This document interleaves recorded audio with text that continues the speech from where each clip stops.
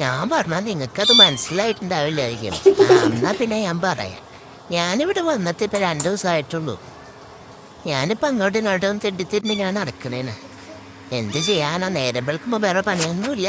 ഇങ്ങനെ മുഖത്തോട്ട് മുഖം നോക്കി ഇങ്ങനെ ഇരിക്കുക, എന്തെങ്കിലുമൊക്കെ ഇങ്ങനെ മിണ്ടിയും പറഞ്ഞ് നോക്കിയിരിക്കുക.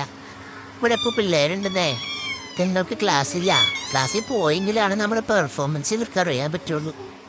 ഞങ്ങളിപ്പോൾ 2 പേരാണ്. അത് കാരണം എനിക്കങ്ങോട്ട് പെർഫോം ചെയ്യാനുള്ള സ്ഥലം അങ്ങോട്ട് കിട്ടില്ല. ഞങ്ങൾ പിറ്റും ചുറ്റുമാണ്. ഞാൻ 2 പേർക്ക് കാരണം സമയമില്ലാത്ത കാരണം ഇങ്ങനെ ഇരിക്കണമെന്ന് മാത്രം. ഇവർ ക്ലാസ്സിൽ പോയിട്ട് വേണം എന്തെങ്കിലുമൊക്കെ ഇങ്ങനെ ചെയ്യാൻ. പിള്ളേരാണെങ്കിലാ ഞങ്ങൾ കാണാത്ത പോലെ എനിക്കിരുന്ന് കാണിക്കുന്നത്.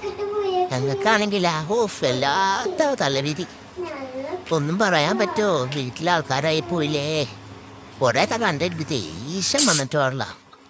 പിന്നെ നോക്കണ്ടെന്ന് വെച്ചാൽ മേത്ത് പിടിച്ച് വലിക്കണ, എന്നെ പിടിച്ച് കടിക്കണ. എനിക്കറിയാമല്ലോ ഞാനാണ് പൂച്ച, നിങ്ങളാണോ പൂച്ച? എന്തു പറയാനാ? ഞാൻ പോകണം.